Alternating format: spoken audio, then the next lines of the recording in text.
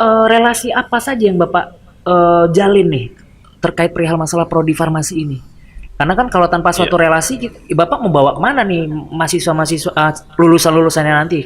Kemana aja relasinya? iya. Kalau untuk relasi sendiri, ya kalau untuk di Farmasi Unaja kami cukup banyak gitu ya. Mm-mm. Pertama, kami sudah ada rumah sakit sendiri, Rumah Sakit Oh Royal iya, Prima betul ya. betul. Jadi Universitas Adiwangsa Jambi sudah punya rumah sakit sendiri. Nah, di sana kami bisa langsung praktek di sana gitu kan. Kemudian untuk cari lapangan pekerjaan tentunya nanti desrapnya juga pasti akan ke sana.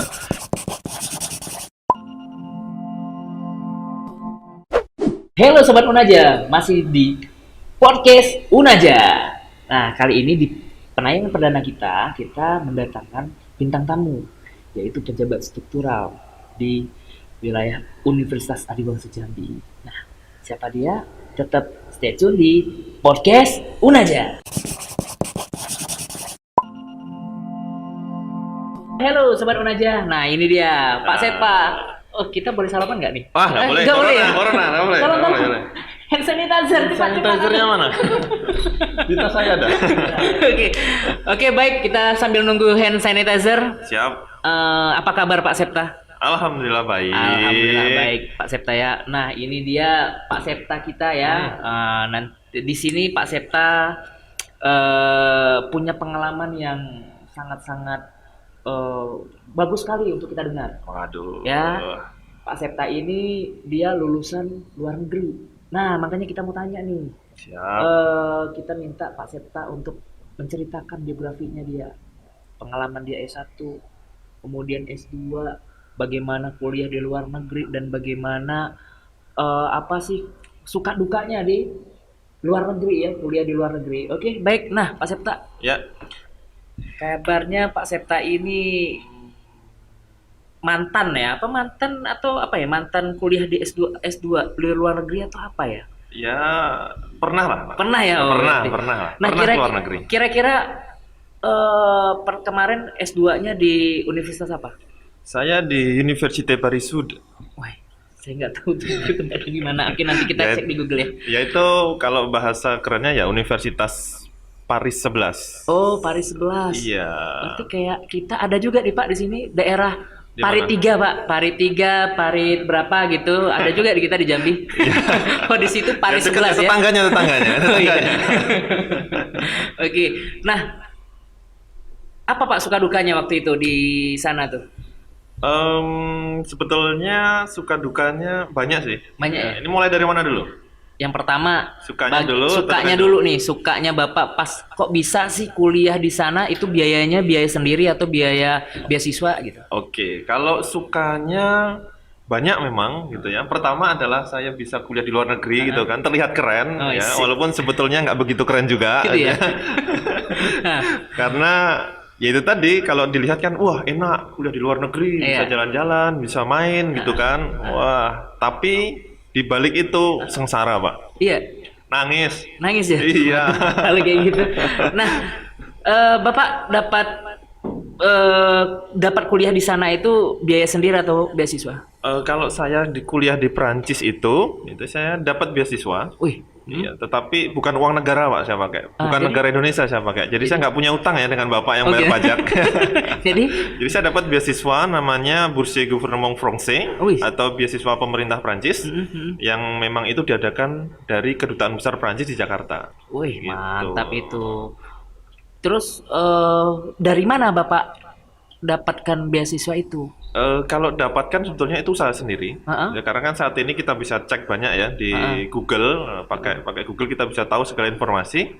Saya iseng aja, coba-coba cari gitu kan, beasiswa apa sih yang bisa saya pakai untuk bisa pergi ke luar negeri, kan Wais, begitu. mantap. Nah, saya cari, ada nih, Mm. Nah, tetapi sudah tutup Pak. Ah, sekarang? Pas saya daftar sudah Oh, pas tutup. daftar sudah tutup. Sudah Wah, tutup. berarti keberuntungan juga ya? Nah, itu antara keberuntungan dan nggak tahu gitu ya. Jadi saya iseng, saya cuma iseng, saya email Iya. kedutaan besarnya. Iya. Assalamualaikum, Bapak. Enggak pakai assalamualaikum, Pak ya. Itu pakai bahasa Prancis gitu kan. Jadi artinya adalah ya maaf, saya perkenalkan diri dulu, siapa saya Septa Pratama, bla bla bla bla bla. Pingin kuliah di Prancis tapi nggak punya duit kan Iya. begitu. Ada enggak masih buka untuk beasiswa? Mhm. pokoknya ya coba aja lah, nothing tulus ya, coba-coba gitu kan, dapat alhamdulillah, nggak dapat ya wes gitu kan, nyoba lagi tahun depan. Ya tapi 3 hari berserang dapat email saya. Oh gitu, dibalas ya dari kedutaannya dibalas. mereka. Dari kedutaan dibalas, baik orangnya ya, dibalas. Barulah beliau merespon, ada nih Pak beasiswa sisa gitu ya. Kok beasiswa pakai sisa gitu ya sobat? Jadi, ada beasiswa sisa gitu ya, ya bukan beasiswa sisa sih. Jadi ada beasiswa memang dari pemerintah Prancis, tapi nggak full banget kan begitu. Oh jadi dia beasiswa tapi nggak full. Nggak full, nggak 100%, ya 100%. mungkin hanya sekitar ada 70%-an lah, 70-75% gitu. Berarti kan. seperti kayak Unaja yang akan memberikan beasiswa kepada calon mahasiswa yang Betul. nanti ya. Wah, Oke, ada itu, nanti ya. akan kita jelasin Wah, siap, pokoknya di mantap. segmen selanjutnya. Ya jadi memang seperti itu. Ada sisa gitu. nih beasiswa tapi nggak bisa full. Saya tanya lah apa yang saya dapat kan begitu. Hitung-hitungan kan. Jadi saya dapat pertama itu adalah saya dapat tempat tinggal. Oh. Di tempat tinggal di sana di asramanya mereka Oke. punya asrama. Kemudian saya dapat biaya kuliah gratis, gitu kan. Ya saya cuma nanggung makan aja. Berarti hanya makan aja. Makan Biaya aja. hidup? Biaya hidup, ya biaya hidup untuk makan. Oh biaya kan ada banyak. Ada biaya ya. hidup, kemudian biaya entertain Pak. Biaya entertain apa itu maksudnya? Ya jalan-jalan Ya. sana sini ya, atau ada biaya untuk buku perpustakaan ya. Perpustakaan kalau di sana alhamdulillah sih semua bisa terpenuhi karena kalau jadi pelajar di luar negeri itu seru dan banyak keuntungan. Oh. Jadi kita bisa dapat akses transportasi dengan harga yang murah. Oh, karena mungkin ada kartu pelajar ya. Betul. Oh, gitu. Kemudian kita menerima juga bantuan dari pemerintah. Jadi ada uang dari pemerintah lumayan lah, sekitar 200-300 euro itu saya terima per bulan dari Itu pemerintah pemerintah. mana? Indonesia Prancis. atau Prancis? Saya nggak ada hubungan dengan Indonesia, Oh, nggak Pak. ada. Nggak ada. Jadi Indonesia tidak menghidupi saya di sana. Oh, gitu. Itu tadi makanya saya bilang saya nggak punya hutang gitu, Oh, kan gitu ya. dengan warga Indonesia. Karena saya pakai uang dari negara lain. Jadi dapat itu, ya saya cuman nanggung tadi lah biaya untuk makan, kemudian transportasi sedikit, ya untuk jalan-jalan gitu aja. Oke, berarti Pak Septa mau lah ya nanti ada acara selanjutnya nanti Pak Septa Siap. berbagi terkait perihal masalah kiat-kiat ataupun tips untuk Siap. mendapatkan beasiswa di luar negeri ya. Ya, Oke. kalau itulah keuntungannya di Unaja, Pak. Oh, gitu ya. Jadi karena kalau di Jambi ini kalau dosen memang yang lulusan luar negeri memang sedikit kan begitu. Sebetulnya orang Jambi ini hanya kekurangan informasi, bukan kekurangan kualitas. Kekurangan informasi ya. Kurang informasi aja. Iya. Loh saya Pak, kalau dibilang Bapak Cepet dari mana? Saya dari desa gitu ya. Dari kota Jambi ini masih 7 jam gitu ya. Daerahnya daerah kabupaten. Dari mana Bapak? Di daerah Tebo, Tebo. di Rimbo Ulu. Oh, Rimbo Ulu. Iya, dari sana. Memang kalau orang desa, ya itu tadi kalahnya hanya itu tadi saya hitungkan adalah informasi yang kurang. Nah, kok bisa sih Bapak terpikir nih? Sebentar dulu. Bapak S1-nya dari mana? Saya S1-nya dari Jogja. Oh, awalnya Ya, dari Jogja awalnya dari juga Jogja, ya. betul. Karena mendapatkan informasi pun di Betul. sana kan juga banyak ya. Betul. Oke. Itu tadi jadi itu yang harus kita informasikan sama mahasiswa di Jambi nih gitu.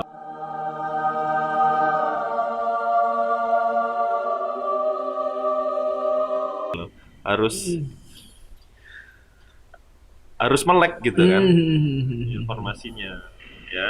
Jadi coba nanti kita bagi informasi Oke. dengan mahasiswa gimana caranya dan sebagainya. Gampang kok. Beasiswa sekarang bertumpah-tumpah gitu untuk beasiswa S2 itu banyak. Gitu ya. Iya. Oke, baik kalau kayak gitu Sobat Unaja, nanti kita minta kepada Pak Septa ya bagaimana nih tips ataupun trik ataupun informasi apa yang bisa diberikan terkait perihal bagaimana mencari beasiswa di luar negeri. Ya, jadi kamu yang Sobat Unaja yang sudah lulus nih mau mengetahui cara untuk melanjutkan S2, nah nanti ikutin di acara selanjutnya di Pak Septanya. Oke. Nah, Pak Septa, Ya. Bapak kan kuliah S2, ya kan? Oh, jurusan apa, Pak? Saya jurusan itu agak rumit menjelaskan jurusan saya, Pak. Sebentar. Coba Bapak jelasin dulu. Bapak S1-nya apa, S2-nya apa, Oke, terus siap. Bapak sebenarnya cita-citanya apa sih gitu loh. Oke, ya tadi saya belum cerita ya. Oh teman, iya, ya, belum. cerita. Terpotong tadi ada iklan tadi Ada kayaknya. iklan. Iya.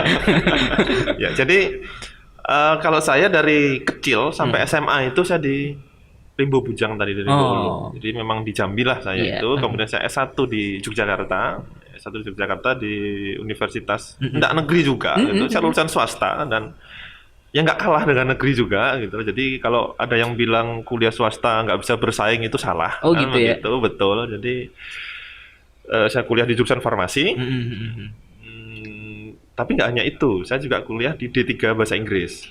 Jadi ada double ini ya, Ya apa? langsung dua. Double degree gitu ya? Bukan Bukan double degree sih. Jadi pengambilan kuliah lain. lagi. Betul. Dengan semester yang dengan tahun yang sama gitu. Farmasinya dulu 1 tahun.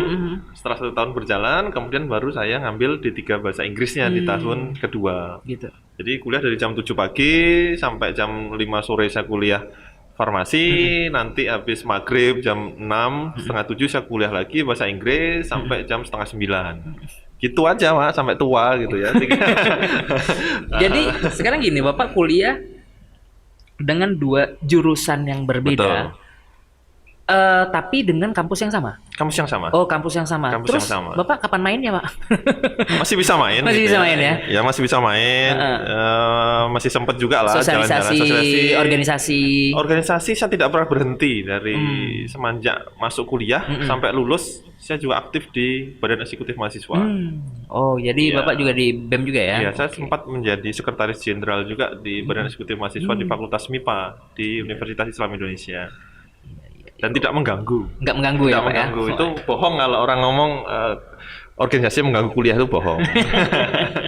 Betul. Malahan kalau misalkan kita ikut organisasi, di situ kita mendapatkan suatu pengalaman yang banyak ya, Betul, yang memang betul. tidak ada kita nikmatin di dalam perkuliahan, Ya. tapi itu tetap di dalam cangkupan non akademik ya, Pak ya? Ya, betul sekali. Karena kalau misalkan kita kuliah, kemudian kita pastinya kita melihat suatu organisasi internal di dalam kampus, Ya. dan itu yang harus kita ikutin untuk menambah suatu ilmu kepemimpinan ya, Pak ya? Ya, betul. Oke, Itu cocok penting. sekali. Jadi besok saya juga akan cerita modal saya kuliah di luar negeri itu nggak otak. Kalau otak saya sih biasa aja. Gitu.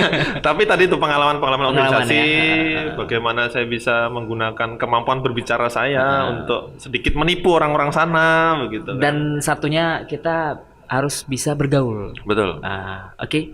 Nah, terus selanjutnya Pak gini, Bapak kan sebagai salah satu pejabat struktural di sini ya. Bapak Ya. sebagai apa Pak di sini? Di Saya Unaja. ketua program studi farmasi Wes, di mantap, Pak. Universitas Adiwangsa Jambi.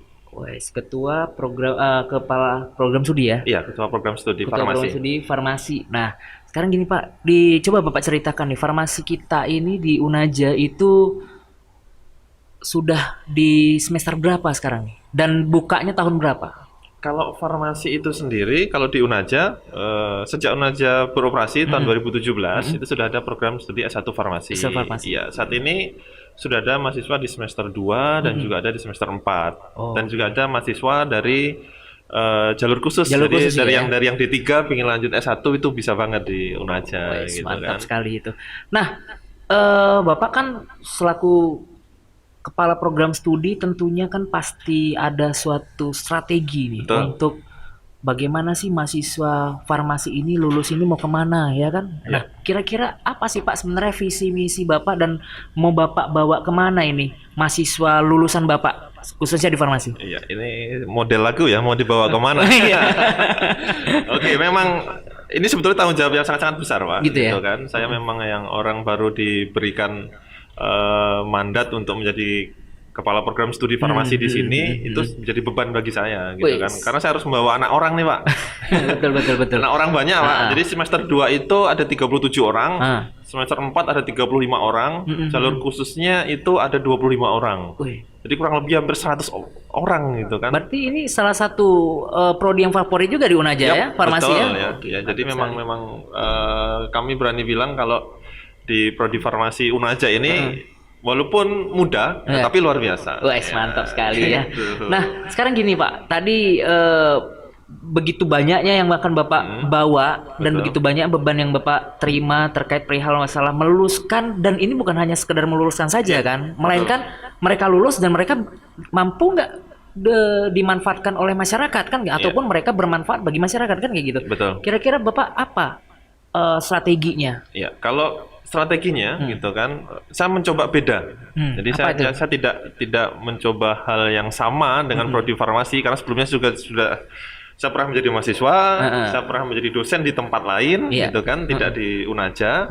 Saya melihat ada sesuatu yang kurang di sana gitu. Oke. Jadi itu yang saya coba untuk terapkan di Unaja. Oke. Pertama adalah di era sekarang yang penting adalah penguasaan IT. Oh iya, betul. Penguasaan IT gitu kan. Nggak ada lagi orang sekarang ngomongin ngasih obat manual, nggak ada lagi. Sekarang sudah eranya pakai ojek online, Iya. pakai website Iya. gitu kan. Bahkan sudah ada robot untuk ngelayanin Betul. pasien gitu Iya. kan. Jadi penguasaan IT itu penting. Makanya di Farmasi Unaja saya tambahkan di situ kurikulum tentang IT. Wih, mantap sekali ya. Satu-satunya ini Pak, nggak ada lagi Iya. di Provinsi Jambi, mungkin di Indonesia Raya juga nggak ada gitu kan yang Iya, ada IT-nya. ada Bapak Mas sisipkan suatu ramuan di situ ya. Betul, ada 6 SKS-an, sekitar 6 SKS tentang IT. Cukup lumayan itu 6 Iya, SKS. jadi tentang pembuatan desain web, kemudian bagaimana membuat desain grafis, kemudian bagaimana memanfaatkan media online, Mantap. digital marketing, Iya. itu yang saya berikan ke mahasiswa. Betul, gitu.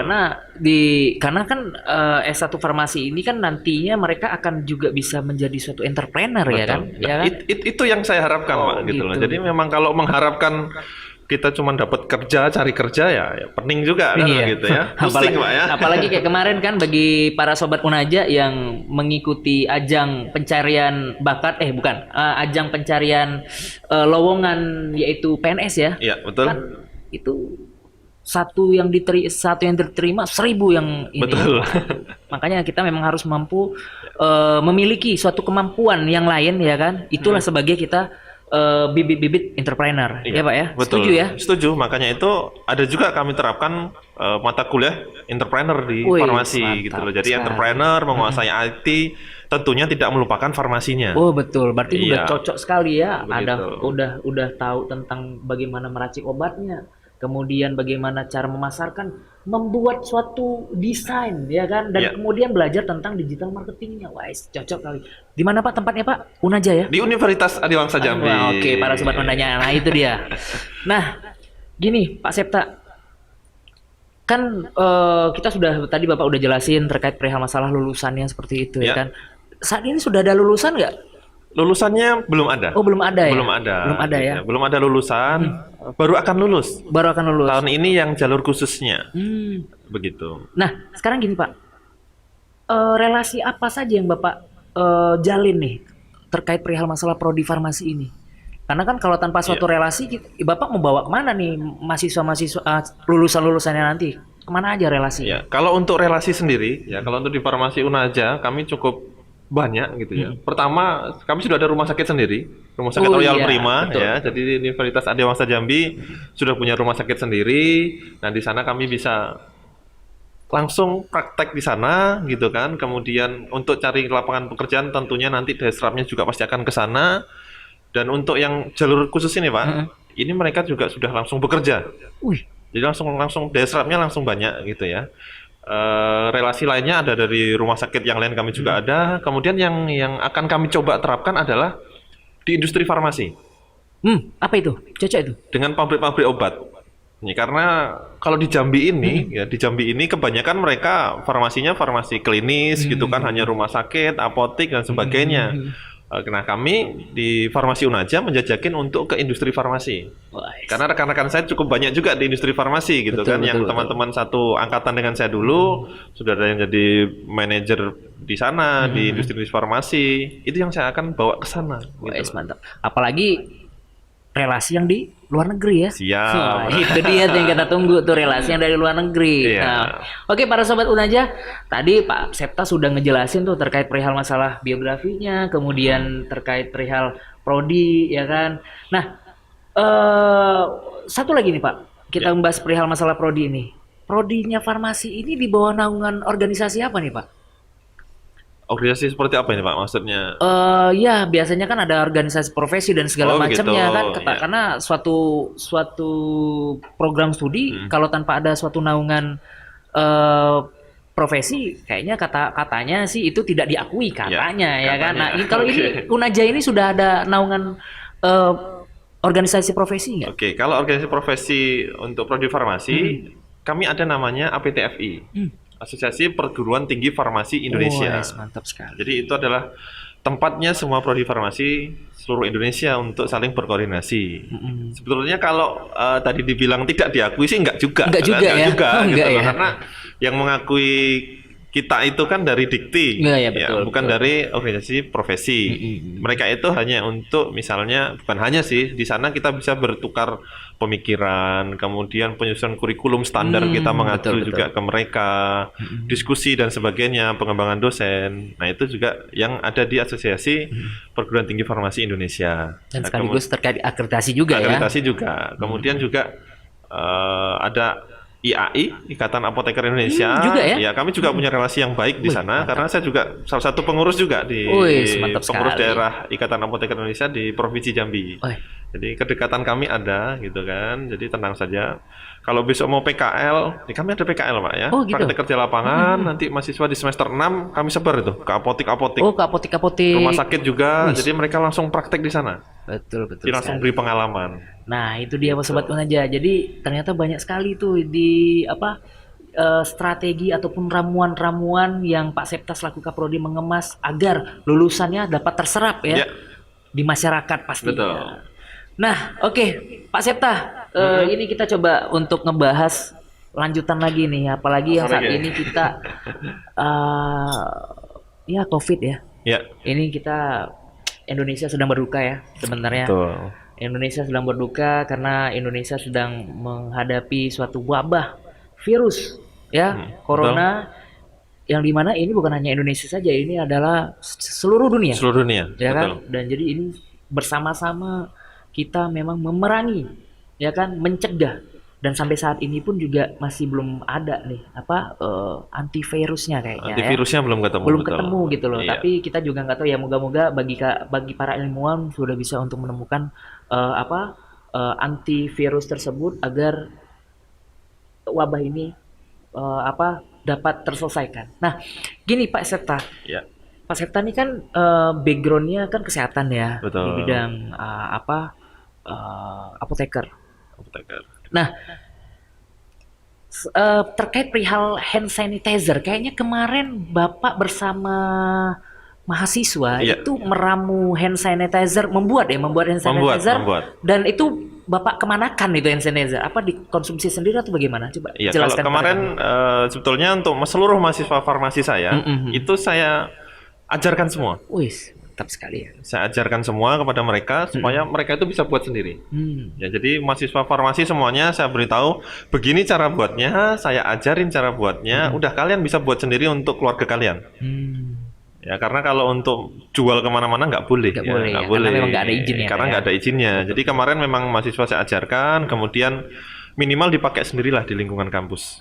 Ya, kemudian juga kita berikan bantuan juga, kemarin sempat kita memberikan hand sanitizer untuk keluarga yang ada di Medan. Oh ya, iya, keluarga kan? kita yang ada di Medan, Keluarga di Medan. di Global Prima ya. betul. Sekolah Global Prima. Kemudian kita juga sempat memberikan ke Polres Kota Iya, Jambi. Polresta Kota Ya, Jambi Polresta Kota sama Jambi. Hairul Umam. Sama Hairul Umam juga. Ah. Nah, itulah gunanya kita pembuatan hand sanitizer. Wah, berarti bersyukur sekali nih ya kita di Unaja ini sobat, ada prodi farmasi dan lagi ada wabah seperti ini bisa dibuat hand Hand sanitizer-nya. sanitizer. Nah, Pak, hand sanitizer itu kan pasti ada buku panduan atau apa, Betul. dan itu harus ada standar karena membuat itu nggak boleh sembarangan. Itu standarnya dari mana itu? Kalau standar pembuatan hand sanitizer itu ada dari WHO yang pertama, kemudian kita juga membaca penelitian-penelitian terbaru. Oh gitu. Iya, karena sudah ada penelitian terbaru tentang corona, gitu kan, coronavirus. Karena coronavirus ini bukan hal baru sebetulnya, Pak. Corona itu marga, istilahnya marga ya. Karena Gitu ya? di bawah coronavirus itu ada influenza, Oh, SARS, gitu. MERS, dan yang terbaru ini adalah coronavirus ini. COVID inilah Iya, ya. ini yang coronavirus paling ini. yang paling terbaru. Mm-mm. Ya, karena yang tercorona ini, COVID-19 ini, itu gabungan dari ketiganya. Oh, jadi dia Yang- upgrade gitu ya? Dia upgrade, betul. Jadi mutasi, Pak, istilahnya. Mutasi, ya? Jadi upgrade. Jadi coronavirus ini memiliki kecepatan penyebaran seperti influenza, Oh. Influenza kan sangat mudah menyebar. Betul, betul. Makanya sekarang dia sangat mudah termenyebar. Kemudian dia memiliki istilahnya keganasan seperti SARS. Oh iya, iya, iya. Ya. Betul, Kemudian dia seperti MERS itu bisa menempel di paru-paru. Jadi corona ini gabungan dari 3 virus itu menjadi satu. Wih. Makanya dia mudah menyebar dan mematikan. Kayak film Power Rangers ya. Iya. Jadi bersatu gitu loh kan. Iya. Bahaya memang Jadi si corona ini. memang itu penelitian terbaru, mereka meneliti itu apa aja yang bisa membunuh mereka. Yang paling sering digunakan memang alkohol, bahan baku gitu. utamanya, dengan konsentrasinya itu 61% sampai dengan 80%. Oh gitu, itu standarnya ya. Standarnya. Kemudian apakah hanya alkohol saja atau apa Oh gitu? tidak. Gitu Oh ya. enggak ya? Kalau alkohol saja yang kita gunakan, gawat, tangan kita nanti jadi iritasi, yang punya alergi nanti bisa kena alergi, kan begitu. Jadi kita perlu formulasikan di situ. Yang pertama kita harus menggunakan pelembut ya, pelembut atau pelembab supaya ketika kita gunakan di tangan dia bisa nyaman, enak gitu kan, jadi tidak kasar. Kemudian berikutnya kita perlu juga desinfektan lain. Jadi untuk membunuh ketika proses pembuatan. Oh gitu, ada lagi? Ada lagi campurannya gitu. Itu ada standarnya dari WHO. Oh iya. Jadi namanya ada hidrogen peroksida. Itu ya? Iya, itu untuk membunuh kuman ketika kita membuat. Karena kita mencampur ini kan pasti ada dari udara. Oh, karena udara tadi. Iya, betul-betul. dari udara. Jadi untuk membunuh itu kita butuhkan lagi desinfektan yang lain. Oke. Nah, gini nih, kan hand sanitizer ini kan kita gunakan terus-menerus nih saat ini, aktif, ya kan? Karena ya kita pun selaku warga Indonesia terkait perihal masalah PHBS itu pun agak sedikit kurang ya. Betul. Tapi saat ini kita wajib nih dikit-dikit cuci tangan, salaman habis tadi nanti kita ingat Pak, nanti cuci tangan ya. Cuci tangan. Nah, kita cuci tangan pun pakai hand sanitizer yang berbahan alkohol. Nah, itu kalau terus-menerus kita gunakan, itu tuh ada efek samping nggak gitu? Kulitnya tipis Pak nanti. Tipis Pak, tapak tulang Pak nanti. Iya, karena ya dalam Maksudnya, artian tipis itu dia juga bisa mengiritasi telapak tangan kita juga. Oh gitu loh. Jadi nggak lembut lagi, nggak halus lagi gitu. Iya, nggak halus lagi, kemudian nanti jadi kasar. Jadi kasar. Iya, sebetulnya penggunaannya juga tidak harus setiap detik, setiap menit gitu kan. Kita menggunakannya adalah yang dianjurkan memang itu 20 menit sekali. Gitu. Nah, tetapi kalau kita menyentuh sesuatu yang kotor, kita memang harus segera mencucinya. Mencuci ya, bukan pakai hand sanitizer gitu ya. Hand sanitizer itu kalau terdesak ya, istilahnya kita jauh dari sumber air ya, karena sumber air sudah dekat ya.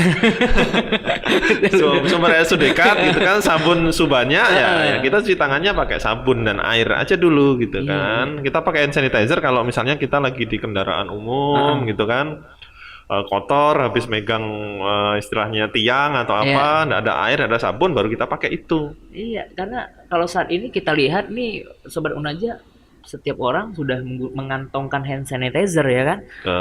Sekarang sih susah juga Pak. Susah ya nyarinya. Iya. Nggak ada lagi di Jambi. Nggak ada lagi ya? Nggak ada lagi di Jambi. Tapi kalau Unaja, Bapak masih bisa untuk membuatkan hand sanitizer ya? Masih bisa. Masih bisa. Bahan bakunya sudah ada juga kan? Masih ada. Mantap. Masih ada. Berarti Bapak juga menerima untuk meramukan bahasanya apa tuh? Meracik atau apa itu? Bisa meracik, memformulasikan dari bahan-bahan itu menjadi hand sanitizer. Betul. Gitu ya. Kayak kemarin tuh saya lihat itu orang saking hand sanitizer yang nggak ada ya kan Pak? Iya. Wastafel Pak dibawa Pak. Sama sabunnya. Iya, sama sabunnya. Wastafel dibawanya gitu kan. Karena dikit-dikit cuci tangan, cuci tangan. Bingung kan, udah wastafel dibawanya. Sama galon Pak. Nah, oke, baik Sobat Unaja. Nah, jadi gini Pak. Jadi tadi ada hand sanitizer. Nah, terus kita bicara terkait Bapak tadi bilang disinfektan. Iya. Sebenarnya disinfektan tuh apa aja Pak yang ada selain hand sanitizer? Apa aja? Nah, pertama kita harus bedakan dulu. Apa nih Pak? Jadi teman-teman jangan sampai salah gitu ya. Terkait kedua hal itu. Karena ada dua istilah yaitu antiseptik dan desinfektan. Nah, ya. Ya, kalau hand sanitizer dia masuknya ke antiseptik. Oh, gitu. Ya. Jadi dia masuk ke antiseptik. Saya ulangin, hati-hati, ada dua istilah ya untuk membunuh kuman ini, ada antiseptik, ada desinfektan. Ya, jadi antiseptik ini yang digunakan untuk tubuh manusia. Itu dia antiseptik. Antiseptik Oke, ya digunakan di ibaratnya bagian tubuh manusia. luka Luka, gitu ya. pembersihan luka dan Oh, sebagainya, oh. makanya ada cairan antiseptik. Seperti misalkan kita mau cek apa namanya tensi Iya, atau apa ya cek kan ambil darah, bersihkan ada dulu. alkoholnya Iya, gitu ya. Misalnya kita habis terjatuh luka, Luka, kita bersihkan oh, dulu gitu. itu pakai antiseptik. Antiseptik. Septik itu kuman gitu, anti Ya, kuman kan anti-kuman, begitu ya. oke. Desinfektan Hah? itu adalah digunakan untuk permukaan selain tubuh. Oh gitu. Ya, misalnya meja nih, Heeh. kita pakai cairannya bukan cairan antiseptik, tapi cairan desinfektan. Ya karena mahal tadi Pak. Kalau Iya. antiseptik mahal Pak. Desinfektan juga mahal Oh, sih. gitu ya? Iya, Ah. itu. Jadi penggunaannya jangan sampai salah. Jangan dibalik-balik. Oh gitu. Iya, jangan sampai kita malah pakai desinfektan. Kebalik. Sekarang kan lagi musim ya. Cuci tangan pakai desinfektan gitu ya. Iya, jadi sekarang kan sering seperti itu. Iya iya iya. Kalau kita lihat main semprot-semprot aja ke tubuh kita nih sembarangan gitu kan. Sekarang gini, desinfektan yang disemprot-semprot itu bahannya apa aja Pak? Kalau misalkan ini. Kalau desinfektan yang kita gunakan, kalau sekarang ini golongan karbol itu bisa digunakan. Karbol itu seperti pembersih lantai. Oh jadi gitu kan. pembersih lantai. Pembersih lantai, kemudian ada juga pemutih, ya, kemudian ada juga ada namanya hidrogen peroksida juga, gitu kan, pembersih lantai, rombongan karbol pemutih itu bisa kita gunakan untuk desinfektan. Dan itu disemprotkan di tubuh Pak kayaknya kemarin Pak. Kalau saya lihat. Itu Iya dia kan? yang Ada yang disemprotkan di bahaya. Itu yang bahaya. Karbol disemprotkan ke bau toilet Pak. Iya, makanya itu. Iya. Ya, itu bahaya. Oh, gitu. Kenapa? Karena mereka itu seperti cairan karbol, cairan pemutih itu mereka bisa mengiritasi kulit pertama. Dan yang kedua, ketika dia masuk ke mata, terhirup ke saluran pernafasan, itu lebih bahaya. Waduh, lengket lagi. Itu bukannya lagi mencegah, malah ngobatin, Pak. Yang ngobatin itu, Iya kan? bisa Bukan membunuh. Iya kan? Sevirusnya seorangnya, Pak. Iya. Harusnya kita ini mencegah, malah ngobatin Iya, jadinya. jadi membunuh seorangnya ya. Jadi virusnya mati, daripada susah virusnya dibunuh, seorangnya aja Orangnya. kita bunuh gitu. Model Korea Utara Iya. ya.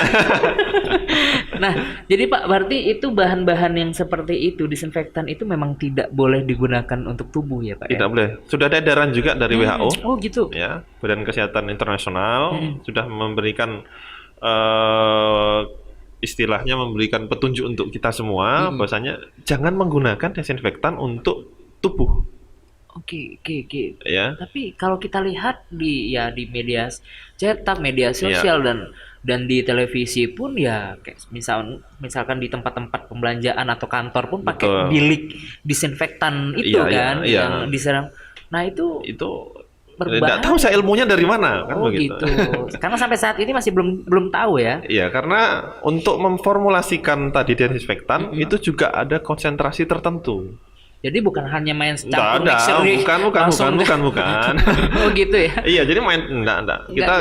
Kita sudah berdasarkan penelitian juga sudah tahu konsentrasi berapa sih yang mampu membunuh virus corona. Gitu. Jadi nggak main campur seperti membuat pecel atau membuat gado-gado gitu kan. Buat gado-gado aja ada takarannya.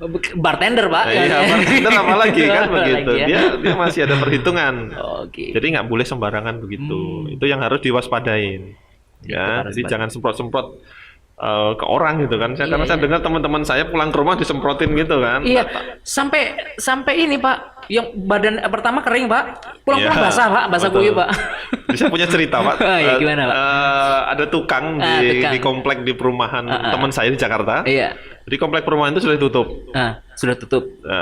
Mereka mengisolasi diri. Oke. Ada tukang bekerja di situ. Tukang ini sering keluar masuk. Ya. Jadi mereka sampai disemprot tukang itu 32 kali, Pak. Wih, Keluar masuk. satu hari Pak. Iya. Terus dia mau kerja proyeknya berapa hari Pak? Dia mundurkan diri. Karena apa? Dia mundurkan diri, ngirim pesan ke teman saya. Bu, maaf saya nggak bisa lanjut lagi. Karena nanti bukannya saya sembuh atau tercegah corona, saya yang mati. Disembur 32 kali. Waduh, bahaya Karena sekali. keluar sekali, misalnya beli material satu Iya. atau apa, Balik semprot lagi, keluar lagi, balik semprot lagi 32 kali. Beli makan, balik semprot lagi. Terus berarti dia basah lah Pak dia kerja. Pak. Basah. Basah ya. Pak. Bau karbol Pak ya. Bau karbol.